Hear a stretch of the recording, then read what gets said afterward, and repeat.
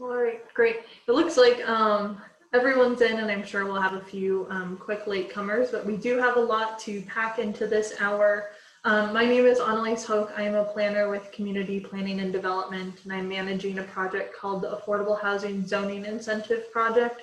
We aren't going to talk about the details of that project here today, but as a part of it, we did want to provide the broader community with a better kind of educational understanding about how development works, what goes into performas, what goes into considerations of getting a building built here in Denver and kind of more broadly as well. So we're going to have Molly Fitzpatrick, who is our consultant with Root Policy, providing a presentation here. We're going to aim for about a 45-minute presentation and then reserve 15 minutes to Q&A at the end.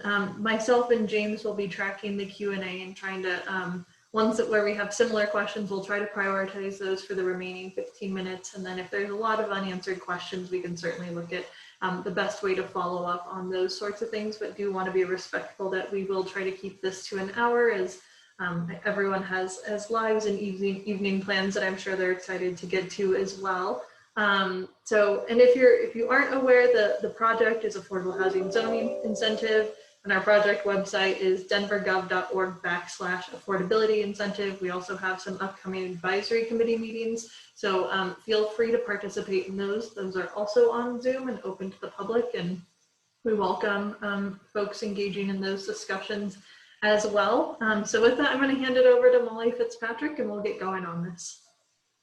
Great, thanks Annalise, and welcome everyone. I'm going to go ahead and share my screen so we can look at some delightful slides instead of just looking at my face. So let me get that going and we will jump right in. So yeah, thanks again for joining. Obviously it is a late afternoon webinar, so feel free to have your cocktail in hand, because I can't see any of your videos, so I don't know if you're drinking or ignoring me or any of those things. So feel free. As Annalise mentioned, this is really part of kind of a bigger effort related to the affordable housing zoning incentive. As part of that project, we are doing a lot of feasibility analysis, looking at pro formas, looking at development, looking at what makes development work, as well as kind of some of the financial outputs and metrics by which projects are really evaluated. And so it's critical to that project that that the folks involved kind of have a good understanding of really what the process is like and what developers are looking at. So for folks that are either new to that world or need a refresh, our goal today is just do a little bit of a walkthrough related to the process of development. So what actually goes into it, what are the steps, talk about typical development costs and what makes those up and the drivers of those costs. We'll walk through a typical pro forma, not one that's related to the specific work on this project, but just to give you an idea of kind of what those look like and how they work and how they're used. And then we'll also talk about typical returns, return outputs, as well as the role of investors in thinking about investment and in really driving how development, actually happens. And then finally, we'll end with a little bit of the discussion around public value capture. So really looking at how do affordable requirements and incentives impact a development deal? How do they hit the pro forma? What are things that developers are considering when they're negotiating some of that affordability as well? So we'll dive right in and start talking about the process. There are really three components to the development process. And right now we're really talking about kind of raw land development process with a focus on multifamily residential development, but really these phases can apply across the board to development. So the first is pre-development. So that really is going from feasibility all the way to construction financing. It's kind of the early stage of figuring out what the development is. It's a wide range in terms of time. It can last from 6 months all the way to 36 months, depending on the development and the complications around that pre-development phase. It's also the highest risk phase as in the development process, and that's because it has the most opportunity for unforeseen challenges, the most opportunity for potential delays in the process, and it's just sort of, it by nature of its role is really in the highest risk part. So there's no revenue coming in, but it does take a lot of time and effort to get through that phase. Second phase is construction. So site prep all the way to certificate of occupancy. This is exactly what it sounds like, the building. And that typically takes between 12 and 24 months, depending on the size of the building. It's more moderate risk relative to pre-development. And then the third phase is post-development, and that's when the building is done and we're looking at lease up, operations, and sale. So a little more detail on the pre-development phase. Pre-development typically starts with a market analysis and feasibility. So do I want to build something, and what is it, and does that work, and then will that make sense? So really evaluating kind of the concept at that stage.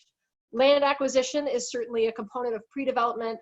It's not always critical that the land is purchased, but certainly we would expect to secure land rights or the rights to purchase the land, if not actually acquiring the land as part of that process. There's also environmental assessments, land surveys, those types of things that go into the pre-development, and then rezoning if necessary, followed by site development plans, building plans and permitting, so all the stuff you have to do with the city to start your development, and infrastructure improvements if those are necessary as well. And then finally, arranging that construction financing that will let you start the actual construction phase. And there are lots of opportunities for delays in pre-development, which is one of the things that tends to exasperate developers and make development harder to accomplish, really, is through delays. And so most of where those happen is in the rezone. If there's any kind of public outreach required as part of it, that also just adds time to the process as well. And that can pose challenges really just based on the timeline that it takes to get it all the way through to pre-development. So that looks riskier to investors. It also requires more upfront cash outlay before actually realizing any of the revenue potential, which happens after the building is constructed. So the second phase, actually moving into construction, includes site preparation, vertical construction, so actually building the building, marketing the project, and then drawing on that construction financing, so starting to actually pay for the construction that's happening. Pre-leasing, so for some developments, there's a pre-leasing phase that's close to the end of that construction, arranging the permanent financing, and then property management contract as well to secure whoever is going to be the property manager company for the actual development. So when we talk about the financing components, we're going to talk about those a little bit more detail later, but typically there's both construction financing that helps finance the very early part of construction, and then there's also a longer term financing, the permanent financing, which is really, we'll typically refer to as development financing. So keep in mind, those are two different pieces, sort of a short term financing piece and then a longer term financing piece, which we'll talk about as we move through. And then the third phase, the post-development phase, we're really talking about leasing that property up. So post-development generally starts with the certificate of occupancy. And so we're looking for, to get that building leased. And then there's really two paths developers take once getting the building completely constructed and leased up. And one is, you have some developers that intend to hold on to that property long-term and be the operator owner of the property. So they're really moving into, at this stage, an operation phase.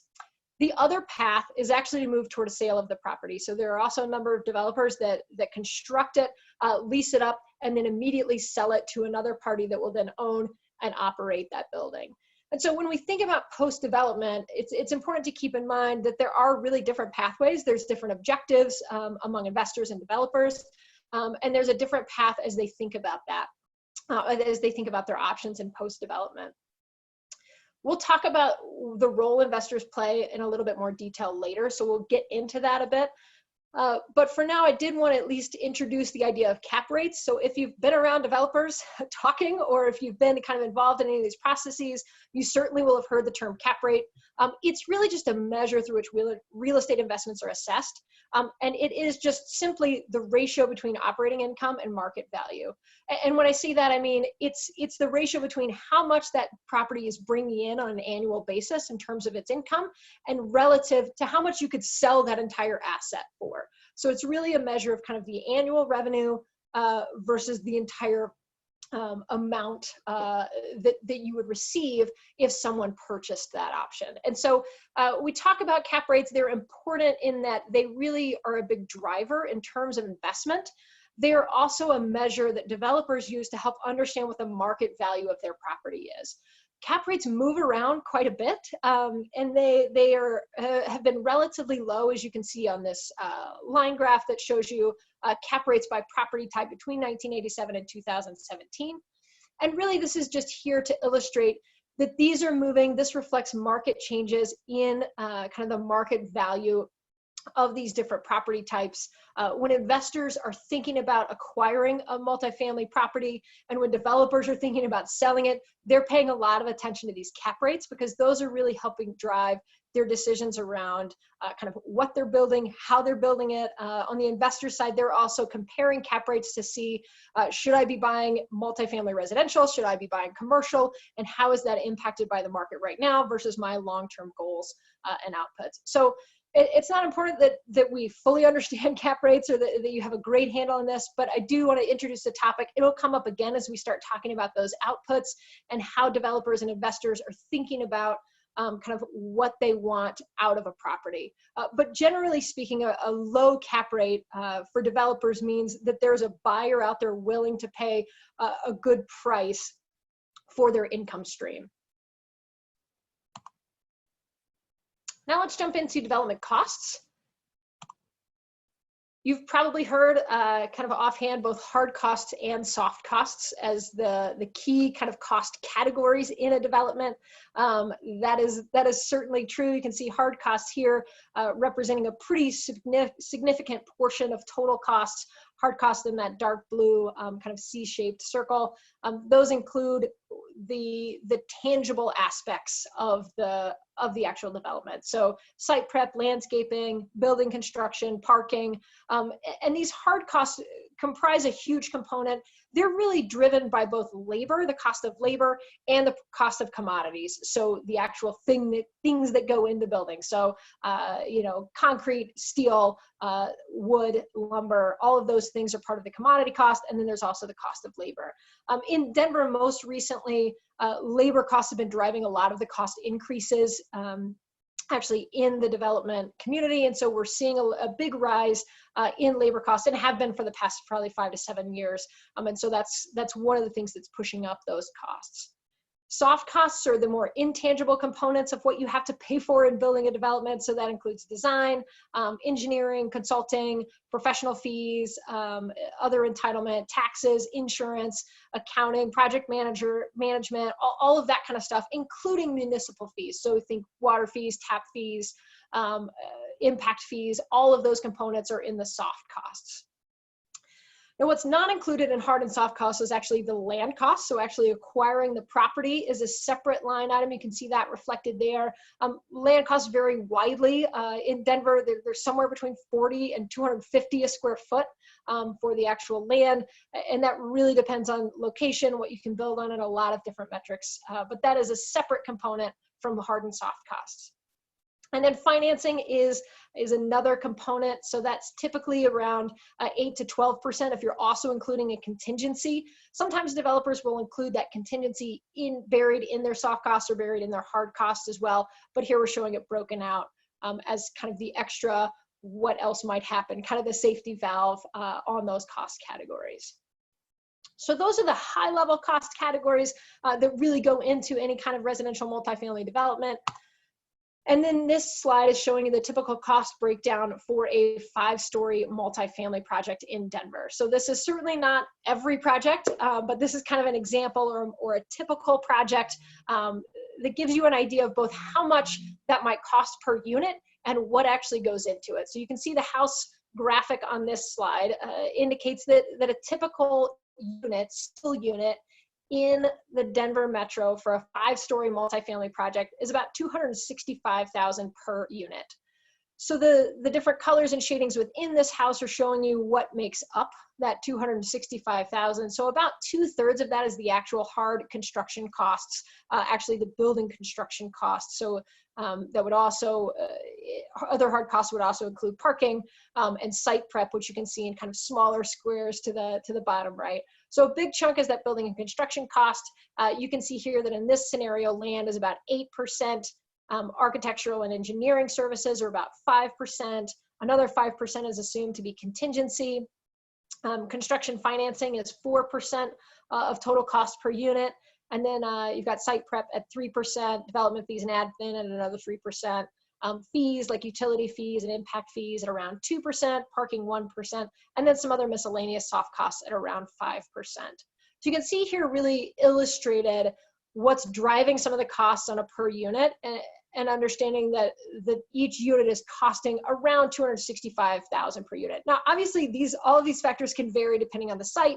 If you have a really complicated site, the site prep would go up quite a bit. If you've got different types of parking other than structured or other than surface parking, that component is going to go up as well. And the ranges for how much developments cost per unit vary by the target of the development, but also vary significantly by height of the building. So you can see here in this slide, we're comparing different heights of buildings, so 3-story all the way up to a 20-story building, and looking at both the building cost per unit and the development cost per unit.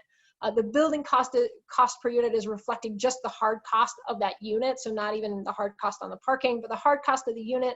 And then the green bar chart there is rolling in additional soft costs, financing, all of the other components of the total development cost divided over the number of units.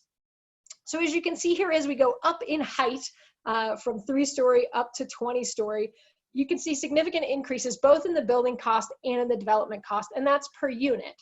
And so that really is impacted quite a bit on the pro forma that we'll look at and on how developers are thinking about whether or not it's worth it to do a 5-story property versus an 8-story property. The reason you see some clear jumps, for example, between 5 and 8, there's a really clear jump as we go up to that, is that requires a different type of construction. So at 5 stories, you can still be using stick construction or wood construction, whereas once you move up to 8 stories, you're gonna have to switch to steel and concrete. And that just adds a substantial amount per unit.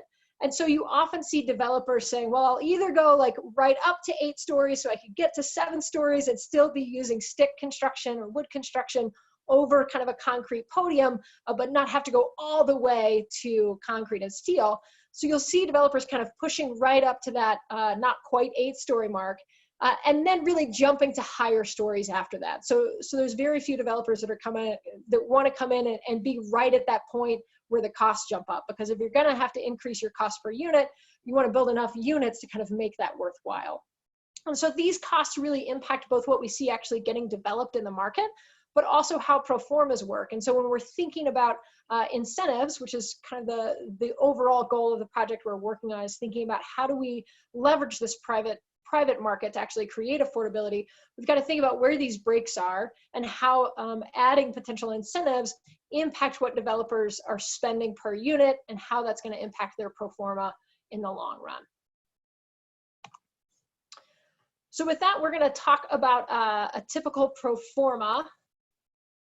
This is not a pro forma from the project that we're working on, but I just wanted to give you an example of kind of what these look like. So how do developers walk through kind of their financials, their project details, and assess whether or not a project is viable, how they might need to change it, what they might need to work on as they're planning for feasibility, but then also just how they forecast what revenues they anticipate as well. And so we're not going to walk through this line by line. So I promise you don't have to sign off just to avoid this terrible looking Excel spreadsheet, but generally the pro forma is a large Excel spreadsheet that is going to walk you through kind of the exact project details. So how many units it is, what it might be zoned for, what the heights are, what the parking is going to look like, those kinds of details. And then I'll also talk about the actual development cost. And so that, as you can see here, it starts with land cost, hard cost, soft cost, project fees. So what those actual development costs are going to be line by line. And you can see on this pro forma, and this is fairly common practice, you see kind of the total budget in the first column. And then it's also considered on a per square foot, both net square foot and gross square foot. The net rentable square foot, that first line, is there to look at how much what are these costs based on the actual amount of area in the project that we get to rent. So what is the square footage we get to get revenue from, and how does the budget go across those square footage? The gross square foot, which is the next column, is really looking at all of the total area of the project, including hallways, which are not rentable, elevator space, lobbies, that kind of thing as well. So we've got two kind of per square foot measures, and then also a per unit measure. So you can see that developers are really looking at this not just in terms of the total outlay, but also calibrating it based on their, both from a net rentable square footage, but also a gross square footage perspective. And then also looking at it from a per unit cost amount. So you can see here, this first page kind of walks through the actual development costs. The next key component of a pro forma is actually looking at the operating revenue and expenses. And so you can see here, this is really evaluating how much revenue is going to be generated by this project on an annual basis, and then what the expenses are related to that revenue. So expenses tend to be maintenance and management of the property, salaries of the folks that are working there, that kind of thing. You'd see here utilities as well, property tax and insurance. So all of those kind of come out of that potential rent revenue. And as I walk through, so the first slide, we really talked through what the development costs are. Those reflect kind of the one-time large capital outlay to build the structure. That's kind of the first chunk of a pro forma for the most part. The second chunk is really looking at this annualized revenue potential. So there's really these two key components to a pro forma where you say, how much is it going to cost me to build this whole thing? And then also, how much is it going to cost me and how much revenue am I going to receive on a regular basis, so on an annual basis.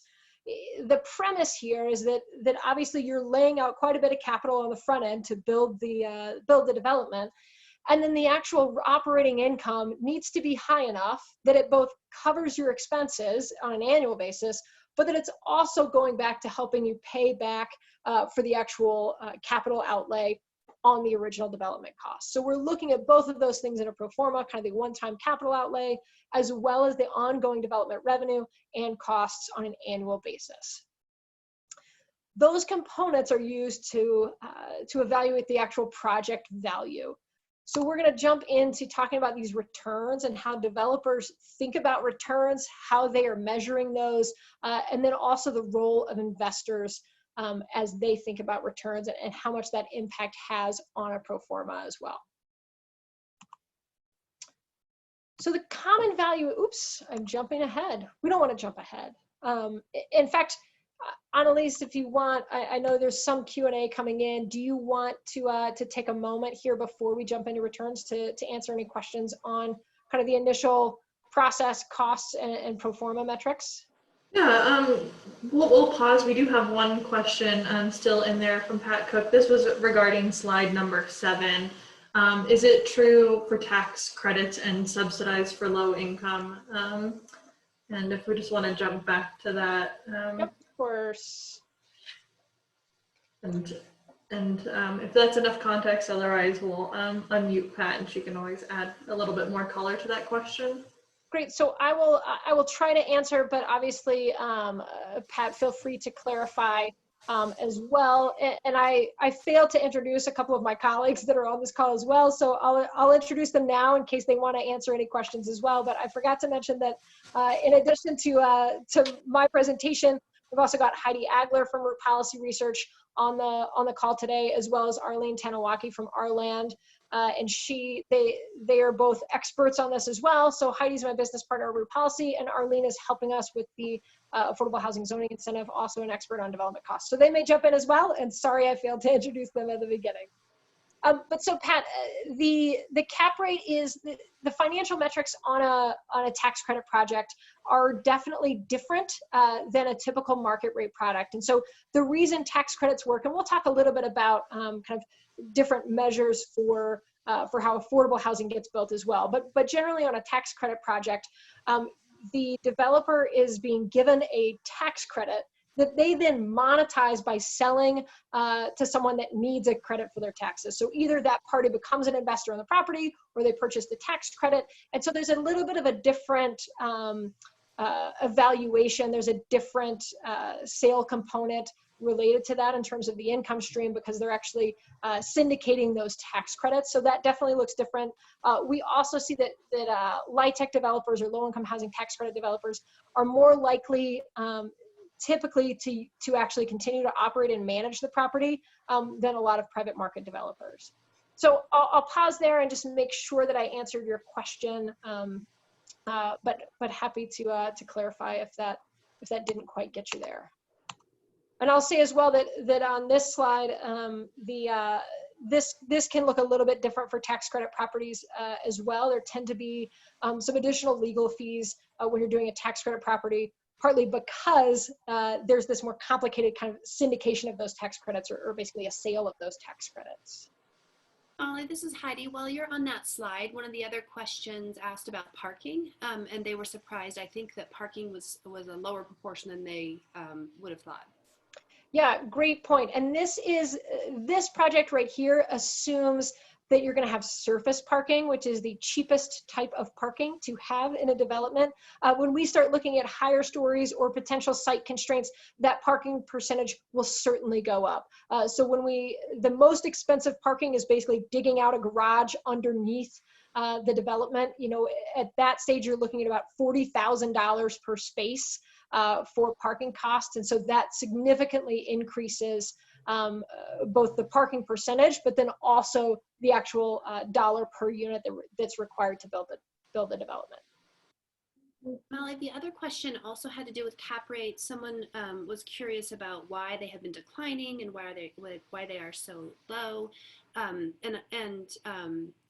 You know, clearly this is a measure of attractiveness of the assets, and multifamily assets right now are very attractive and have been for some period of time because there are a large number of renters in the market right now, and relative to some of the other properties that people would invest in, like commercial properties right now in particular, multifamily returns are stronger. Is that a fair description of cap rates? Yep, exactly. And so it's really, the reason they are low is certainly, as Heidi indicated, that these are very attractive investments. And so when they're attractive investments, investors are willing to pay more to buy that asset with the current income stream. So it's sort of looking at what is the price, what am I willing to pay to get that income stream that I get when I buy this big property. And the reason that they are low really varies. It's not, it does vary by market area, but it tends to track more nationally than it does very widely locally. So certainly different markets have different level of attractiveness. I don't want to mean that everything has the same cap rate, but these are also impacted by interest rates, what other investment opportunities even outside of the real estate world are doing as well. So what kind of return can I get across a broad spectrum of investments, not just real estate, but then also within real estate, which of these property types might be the most attractive as well. And so yes, lower cap rates tend to mean these investments are more attractive to investors. Great. We have two more questions that came in, and we'll take those two, and then we'll let you move on with the presentation and then save the remainder towards the end. So while we're on cap rates, there was a question of, do these also impact the condo market? Yes, absolutely. So I know today most of what we're talking about has to do with rental residential, but absolutely this also applies to the condo market. Just in general, I mean, a lot of what we're talking about applies to the condo market. Now, in terms of cap rates, it looks a little bit different because in a condo market, you may be selling the entire asset, but you're also selling those individual units. And so there's other factors also at play in the condo market, not just cap rates. But a lot of what we're talking about certainly applies to the condo market as well when we're talking about the process, and even the development costs are similar in a condo market, though there are additional costs when you're doing a condo. Locally, you've probably heard about construction defects, which just adds risk to a development if it's a for sale project. And so those tend to have some higher insurance requirements, so some higher soft costs when we're looking at some of those condo options as well. Great. And I'll just ask one more question. I think it pertains to slide 10 or 11. I might have jotted that down incorrectly, where we have the development cost per unit by building height. Yep, 11, perfect. So they like this, but they are asking if there's been any similar analysis for horizontal unit counts. For example, the more units you construct per level, the cheaper each one becomes. Is there a sweet spot in there? Great question. There are probably a number of sweet spots, so I won't give you an objective number that is a sweet spot in particular. There are certainly economies of scale. If you're building a larger development, you're going to to ratchet down, particularly some of the soft costs on that are likely to flex a little bit more probably than your building cost per unit. The building cost is typically measured on a square foot basis. And so if you're building, you're not going to get a lot of economies of scale on that, because you get some just based on you're buying larger shares, you're employing larger contractors most likely to actually build that work. And so there are some economies of scale. It's not the scale that you get from building kind of out more as opposed to up more is not as dramatic. So you wouldn't see these giant cost jumps or giant cost reductions as you increase scale, but certainly there would be some economy of scale on that front. I don't necessarily know exactly what the unit count is. Arlene, if you've got a good answer to that, I'll defer to you, or even kind of typical number of units included in a development. I don't have that off the top of my head either, but there certainly is some economy of scale as you get bigger, though the differences are not going to be quite as dramatic as the differences we see across height spectrum. Yeah, I think you answered that question adequately. So yeah, it's one of those issues that, I think the vertical has more impact than on the horizontal. Great, thanks for your questions.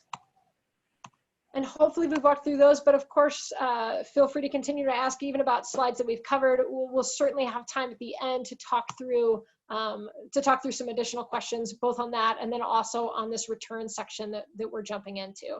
So obviously we've kind of talked through the overall process, where some of the pinch points are. We've also talked through typical development costs and what a pro forma looks like, the components that are being evaluated by developers and by investors as they think about a project's viability, a project's feasibility. And so now we're going to talk about some of the specific metrics that are commonly used to actually quantify how good the deal is, right? And so these four that I'm going to mention today are not the only four that are ever considered. They do seem to be some of the most common ones that Denver developers are using and that most developers are using. But keep in mind that not every developer uses the same one. Not every investor cares about the same one. And so a lot of these a lot of developers and investors will have a couple specific metrics that they look at. This is a sample of the four that we think are most common and that are most commonly identified in the Denver market as being kind of drivers of what gets built and how projects get evaluated. So the first is return on costs.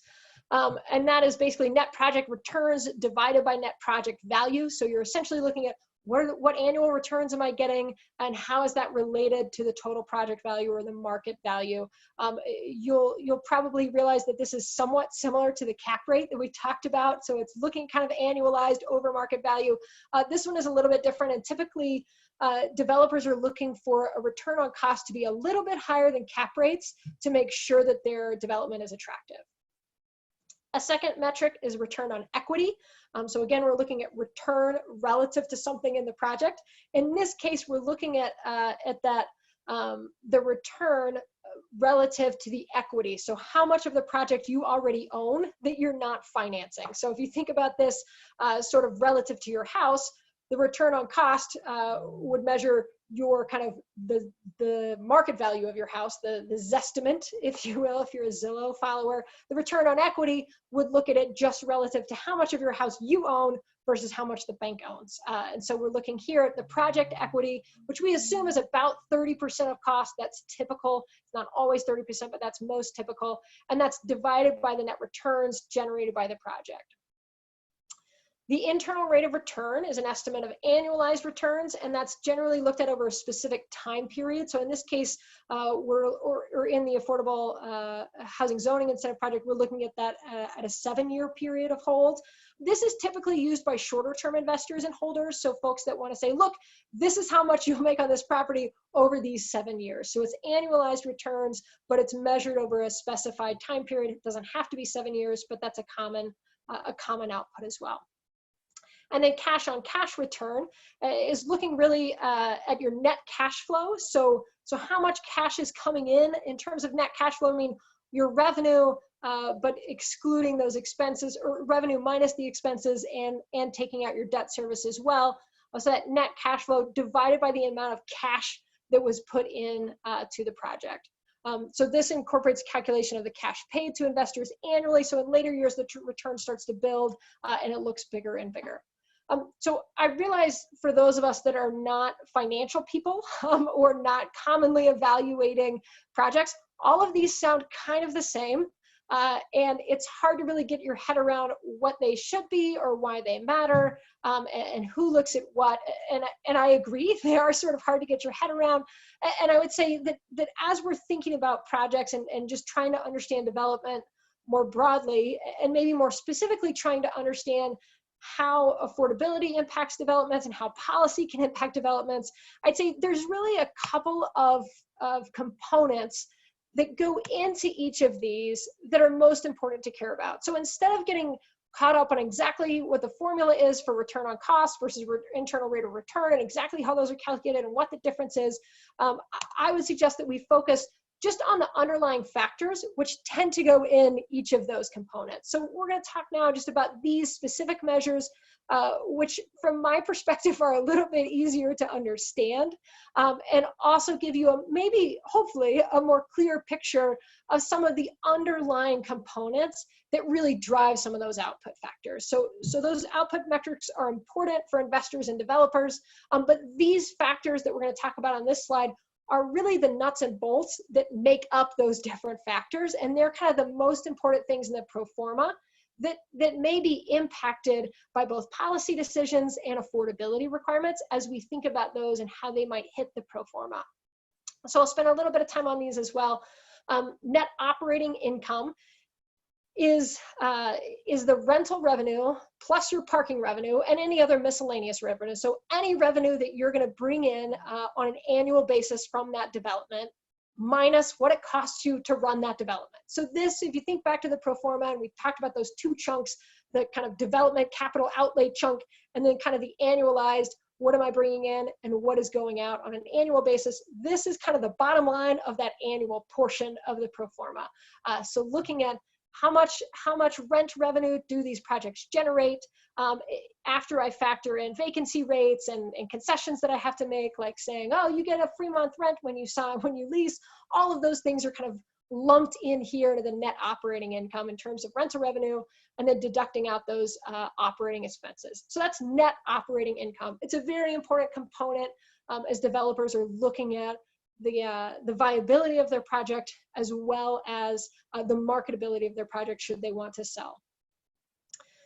On project value, that's obviously also very important. You will probably remember us talking about the project value when we talked about cap rates.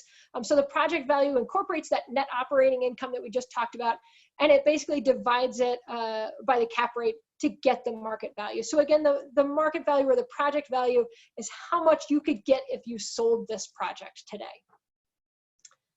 Total development costs, obviously another major component, and this is going back to the pro forma, the top chunk of the pro forma where we're looking at that capital outlay cost. So total development cost is kind of an all-in measure of the land, the hard cost, the soft cost, the financing, and your contingency. So all of those components that make up the development cost, we refer to as total development cost. It's sometimes looked at on a per unit basis, sometimes on a per square foot, and sometimes just the actual dollar amount of the total. And then debt service on development is also important. So when we say debt service, we're really talking about how much interest are you paying when you borrow the money to build this thing, to develop this thing, how much are you having to pay back on a monthly basis or on an annual basis. And so when we talk about debt service, this is really leading us to a calculation of net cash flow. It sounds a lot like net operating income, but it's actually a little bit different in that the net operating income is telling you how much income you have coming in, but with prior to deducting kind of your debt service or your interest payments. And so the net cash flow is the net operating income minus that debt service. So for example, a typical development financing, you might be borrowing 60% of the total development cost. And you might, right now, interest rates are pretty low, so you could be getting that at about a 4%, possibly on a 30-year term, typically on a 30-year. So that's really the service cost, which then is driving your net cash flow. So again, these are really the pro forma components, the actual line items on a pro forma that are driving a lot of these valuation metrics that we talked about. So if you get stuck on kind of return on equity and what does that mean, or cash on cash return, it's helpful to kind of go back to these and say, well, what's really going into that? Are we talking about how much the development costs? Or are we just talking about kind of our annual issues? Or are we looking at a ratio between those two? And most of these are using some form of those different metrics to really evaluate what the value of that project might be to a developer or to a specific investor. So I know that's a lot of math, so I'm going to follow that up with a graphic that's also really confusing, so you're welcome for that. I think it's probably after 5 o'clock at this point, so it's certainly time to be looking at graphs. But the point of this graphic really here is to kind of talk about the relationship between some of those metrics that we were just talking about and how they change as we go up in height. So as we talked about before, as we go up in height, our construction costs change, both because you're likely building more units, but also your construction type changes, and that means it's more expensive to build each unit. Your rents also go up, or the rental revenue that you expect to receive also goes up, but it doesn't go up as fast as your building costs. And so what this graphic is showing is that your building costs are your total development costs. That's that dark blue line in kind of the middle of the bar. Those are total development costs, and they go up substantially as you increase to a 20-story from a 3-story. Your annual net cash flow, which is really representing your rents, how much rent you're getting. Obviously, as we talked about, that net cash flow is deducting out your expenses. That's going up as well, but not as much. And so you can see there on the right, that gap between the dark blue bar and the light blue bar is widening, which means your margins on that project are getting a little bit thinner.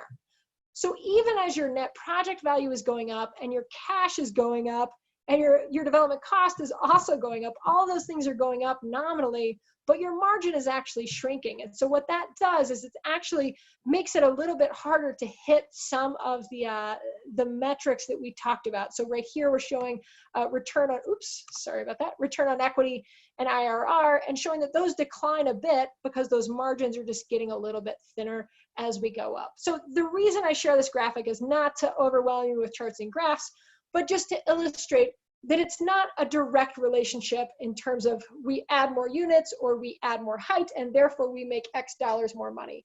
It's a much more complicated formula than that, just because not everything goes up at the same rate and not everything is guaranteed.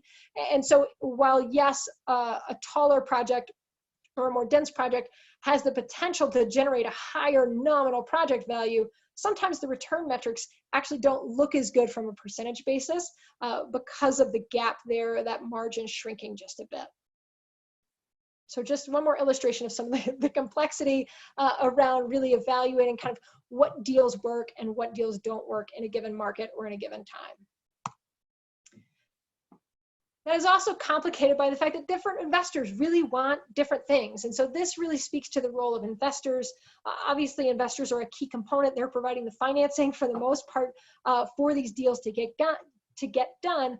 But investors are not all the same. Just like not all developments are the same, not all developers are the same, and certainly not all investors are the same. And so there's it's a challenging when we're thinking about kind of policy mechanisms to impact development or to even understand development, because it really depends on the developer, it depends on the investor. You've got some that really are looking for a short-term investment. They want to invest, get it done, and basically have an exit strategy fairly quickly. You've got others that are looking for a much more long-term. They want to hold it for decades, potentially even generations. And so they're really looking at what is my long-term outlook as opposed to my short-term sale potential. You also have developers and investors that are more profit-driven and those that are more mission-driven. And so that's really going to drive what products they are interested in. It's going to drive what types of units, what price points, as well as what they're looking at in terms of deciding if they want to go forward with a deal or not. Risk tolerance also varies quite a bit among developers and investors, just as it does among people. So you've got some folks that are much more interested in higher risk. That's particularly true for really large investment groups that are looking for a more diversified portfolio, potentially, they tend to be more risk tolerant than those that may just have a couple of investments in real estate. And those are often groups or people that are more risk averse. So that also plays a role, not only in what developments get built, but also what output metrics they might be looking at. There's also market alternatives. So as we talked about with cap rates, those cap rates are often a measure of what other investments might be a good deal and how this apartment option might stack up against some additional or some other real estate opportunities, as well as other just investment alternatives. And so that certainly plays a role as well. We're not going to talk through these graphics in detail, but I just put them up here. These are returns for different holding periods, kind of over a long term. So really looking at the volatility when you're doing a short-term hold versus a more stable expectation when you're doing a 10-year or a long-term hold. Though those longer-term holds are more stable, they also have the potential to be lower. And so obviously this is kind of back to, you've got some investors that like that top graphic and want to try and catch the peak on that. And you've got some investors that want to sort of use the steadier, but potentially lower, longer holding period as well. So with that delightful math-oriented segment of the presentation, we are going to now talk about a little bit more of a human segment of the presentation and really talking about the public value capture. And when I say that, what I really mean is in what ways can the public sector actually benefit or leverage those market developments to create affordability. So we're looking here at affordability incentives and requirements and how that impacts development, how that's related to development, and what those kind of strategies are or tend to be. Oops. So the typical policy tools that leverage these private developers to contribute to affordable housing are inclusionary ordinances, linkage fees, and incentives. For those of you that want to refresh or are new to the housing policy world, I'll give you just kind of a very brief description of these. So inclusionary housing is, first of all, not legal in Colorado on the rental market. It is something that can be implemented on the ownership side. But essentially, inclusionary housing says if you're going to build this 5-story development in our community, if we have an inclusionary housing ordinance or inclusionary zoning, it's sometimes called, if you're going to build this development, we're going to make you make some of it affordable. And by affordable, I mean have an income restriction. So it's specified to be targeted to a specific income category, typically measured by an AMI or area median income. So inclusionary says you have this development, you're going to make 2 of those units or whatever proportion is dictated by their ordinance affordable to a certain income level. On the linkage fee side, which is the current mechanism that we have in Denver to leverage private sector development to contribute to affordable housing, we take that same 5-story planned development and we say, well, instead of making any units affordable, we'd like you to give us some cash. And this cash is based on a nexus study that basically establishes if you're building a 5-story development, you're actually having an impact on our community in a way that may be driving up housing prices. And so we're going to ask you to help us offset that impact by giving us a fee. So it's a fee-oriented basically way to contribute to affordable housing. So typically it's specified that in these situations, this linkage fee that's paid by the developer goes into affordable housing funding, and then that can get used to build developments that have affordability elsewhere in the city. And finally, we'll talk about the incentive, which is, as we've mentioned, kind of the project that led to this webinar happening today is related to an incentive and structuring an incentive, which would also leverage private developers and contributing to affordable housing. So let's take the same 5-story base unit with an incentive. The city would say, okay, if you want to build 5 stories, we're going to give you 2 extra stories. We will let you build higher than what we said was allowable in this area. And in exchange for that, we'll ask you to make a certain proportion of all of those units affordable or income restricted. And so essentially the city is saying, we're giving you a benefit by letting you build higher and have more units. And then we would like, in exchange for that gift of free money from the air, we would like for you to allocate some of those to be affordable at a certain income level. So that's how an incentive program works. The trick to an incentive is to make sure that developers want to use it, that you're giving them enough value in those additional stories or additional density or height to make it worthwhile for them to actually income restrict and forego some of that revenue for the affordable units. And so the way that that impacts a developer's pro forma when we ask for an incentive is basically their costs go up. And back to this graphic, their costs go up not only because they're building more units, so obviously they're going to be paying for building more units, but they may also have some cost shifts related to the height. So if that height bumps them up to a different construction type, then that may actually increase the cost per unit of all of their units. And so their costs go up inherently when they're adding height, but their revenues go up as well because they're adding market rate units. The trick is that we also are saying not all of your market, you don't get all of the additional revenue that you might make from those additional units, because some of those are going to be restricted to the incomes or the rent amounts that we're dictating by this bonus. And so that means that although their costs go up and some of their rent revenues go up, some of those units, their rents actually may go down or may be limited in how much they can charge for those rents. So it's important that that bonus amount has enough margin in it that it helps basically cross-subsidize the units that we're asking that affordable to make, or with the units that we're asking that developer to make affordable. So this chart that you see here is just illustrating the difference in market rate rents, which are illustrated by the red bar across this chart, compared to rents that are affordable at different income levels. So for those of you that are familiar in the affordable housing world, we talk about rents and income qualifications based on a percentage of AMI. AMI means the middle income of the community, in this case, the Denver Metro. And then these are different thresholds by which kind of program qualifications are evaluated. So the 30% AMI, which is the gold, is kind of the deepest level of affordability. That's about $20,000 to $30,000 per household in annual income. So those rents are restricted all the way down to $500 for a studio, and then up to not quite $1,000, so about $750 on a 3-bedroom. So you can see that the market rents go up actually faster as you increase the number of bedrooms than the affordable units do. So clearly this is illustrating that gap between the rent revenue that the developer might expect to get out of a unit, which is illustrated by the red line, and then what is actually going to be achieved on those rent restricted units. So that's how those affordable asks really impact the pro forma.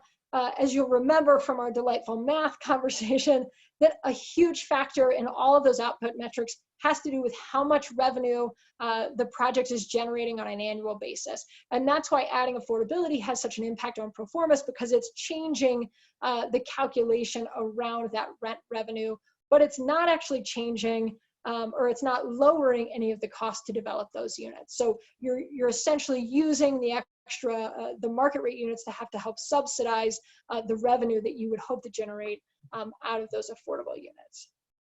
So hopefully that helps clarify that.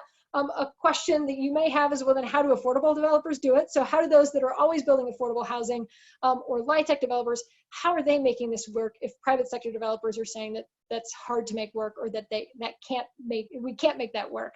And the reality is that affordable developers are getting some kind of a subsidy or some kind of a donation to help offset those costs. So in a density bonus, we're asking those private developers to use their own profit, or the profit that we're letting them increase their profit by building more, but we want to use that profit to subsidize these affordable units. For affordable developers, they're using some other source to subsidize those units. And so they're either getting a cash subsidy, which could be a contribution from federal, state, or local funds. In the low-income housing tax credit option, they're actually selling those tax credits or syndicating those tax credits, as we talked about before. Other nonprofits are getting land donations. So sometimes cities will donate land, or other nonprofits will donate land, which basically helps subsidize the upfront development costs, so you don't have to have as much margin on your rents. Or some combination of the above. So a lot of times there's lots of pieces to an affordable development. There's gap financing, there's LIHTC deals, and potentially there's donations or partial donations as well. So the complicating kind of stack of finances to get an affordable deal done is really challenging, to be honest. And so that's one of the most complicated parts about affordable development, is getting all of these pieces in place. So that is, I think, brings us to the end, and we do still have some time for questions. I may have gone on a little bit long, so I apologize for that, but happy to take some questions that may have arisen out of the last little chunk there. Great. I'll start with an easy one, and there's some in the Q&A and some in the chat, so we do apologize if we accidentally miss any there. But the first one is, does the incentive dictate the percentage of AMI levels, such as 80%, 50%, or 30%? The simple answer is, while we don't know what that is yet, the incentive would dictate the affordability level. We wouldn't let the development community say, pick your own AMI, because of course they would choose the highest to maintain those. So that's an upcoming policy discussion for us to have. Another thing that, just if you weren't tracking this, I know a lot of people have asked, will this slide deck be available? We will be posting a recording of this webinar to the project webpage along with the slide deck as well. I know it's a lot of information, so you might certainly want to go back through and flip through it and kind of process it a little bit more. Let's see. So Nancy has two different questions, so I'll kind of combine them into one. The first being, what is your estimate on the number of 20 or more story rental residential buildings in Denver? I did point you to our report that we put out a month or two ago that did kind of provide a summary of market trends over the past 5 years, but I don't know if Molly, you want to add any color to that, partially to if the question is going either, looking back or predictions into the future. But. Sure, I'll just add, yeah, there's great data in that report. I think that Annalise has directed you to. For the most part, the most common development type in Denver is a 4 or 5 story building. So that's most of what's been developed over the last 5 years. That's most commonly what is getting built. But that's obviously as well neighborhood specific. So downtown, Rhino, some of those other, even some in the Highlands, you're getting some taller story buildings as well. But most of what we see is a 4 and 5 story development. Okay, great. This one is from Allison, and she said, sorry if I missed it, but which affordability requirements does Denver automatically allow? Probably meaning a little bit more of what affordability tools do we currently have? And that would be, we're currently operating under a linkage fee system, but through this project are also exploring an incentive system. Inclusionary is something that we hope to someday explore, but that is constrained by current Colorado state law. And just to add to that, that's when we're talking about these potential policy tools today, we're mostly focused on the ones that leverage private sector development. And so those are kind of the primary options, inclusionary, linkage, and incentive. We're currently under a linkage fee. There are also other mechanisms by which affordable development is happening, and that's related to subsidies, Denver Housing Authority, low-income housing tax credit. So there are other mechanisms that are addressing housing need, or that are working hard to address housing need. But the ones that we're talking about today are focused on kind of leveraging the private sector to help us do that. And in that case, we're operating under a linkage fee. Great.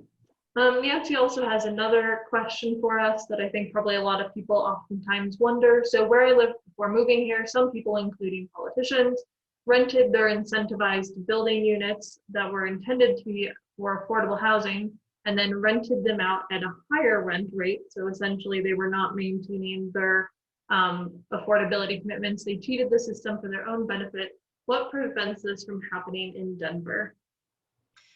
Great question. I will punt a little bit to city staff, but basically the way that works is that the city is responsible for monitoring those programs. So when it's when the city has an interest in that, or when the city says you have to make this affordable, either through the old kind of inclusionary housing on owner occupied, or in other buildings that are getting built that way, there's a monitoring arm of the local government that's supposed to manage that and monitor that. It sounds like that was not happening in a way that was effective where you were living before. That's certainly a component as we potentially add additional tools in the city of Denver, making sure that there's an infrastructure in place to manage that and monitor that. is certainly essential. There's a lot of cool things happening in other markets as well, and in other peer cities, using technology to do that really well, and using technology to help pair people with a unit that they're qualified for, and then also that helps on the monitoring side as well. So there's lots of interesting ways to do that. There's certainly some cool technology out there to help do that, but that would be a city role to manage and monitor those units.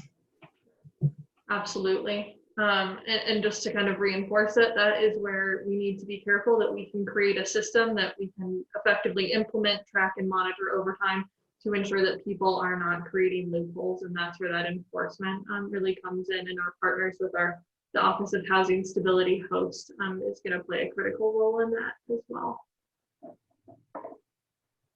Let's see. Another question that I think a lot of people often wonder, and then we'll kind of wrap it up from here. I will gladly stay on the line for 5 more minutes, but I do want to respect everyone's time. Is it more cost effective to purchase and remodel existing properties, or just to scrape and start over? So it's not a probably yes or no answer. It's not a yes or no answer. It's certainly an it depends answer. It can be cost effective to do acquisition and rehab. And on the affordable side, there are actually funding sources that allow for that help subsidize acquisition and rehab if after the rehab, those are going to be held to be affordable. On the private side, it just really, really depends on kind of what the developer is looking to do, what they want those returns to be on the end, and how much cost they're willing to give out. So generally speaking, you're going to get the highest rents from the newest types of development. So a newer development will likely generate the highest rents. That doesn't always mean that's the right decision for a property, is to scrape and start over. So unfortunately, that's such a case-by-case answer that I'll kind of punt on that one. It's a really good question. It just doesn't have a really good answer. And then, Annalise, I see one more question that I don't think we've answered that I'd like to get to real fast before we end the call. If on the chart of returns, we're saying that return percentages are actually reducing with taller buildings, why on earth would you ever take a development incentive? Why wouldn't you just stick with a higher return percentage?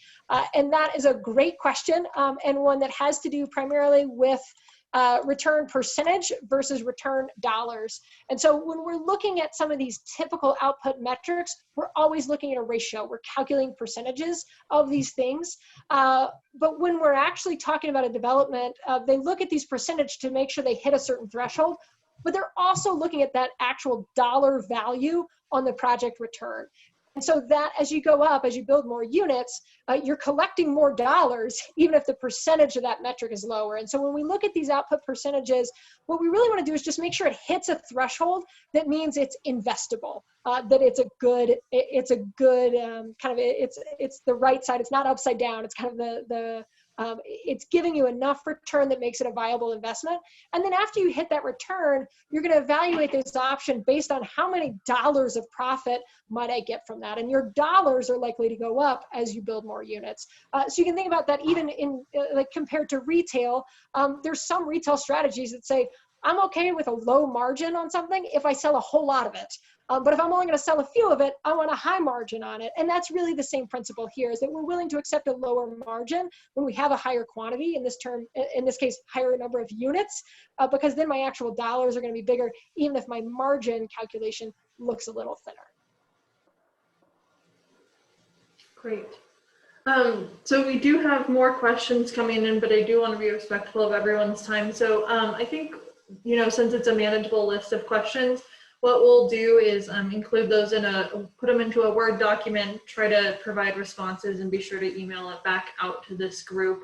So you guys have those questions answered, excuse me, as I do just want to wrap it up at the hour time that we said we would. And I know it's a lot to digest. It will probably take us a day or two to get all this content posted online, so please be patient with us, but we will share it appropriately out for you and your networks. And just as a quick reminder too, we do have some of our advisory committee meetings coming up. So if you're interested in listening in on those conversations, the first one will be on September 1st, and then it's kind of a 2-part series, and then the following on September 15th. Both of those are around the same time of late afternoon, early evening, and there's Zoom information to register on the project website as well. So Thank you so much, Molly, for that really robust introduction, and then some to how development works. And we'll certainly be following up on some of those unanswered questions, and really appreciate everyone's time here today. So thank you very much. Thank you, everyone. We appreciate it. Have a great night. Take care.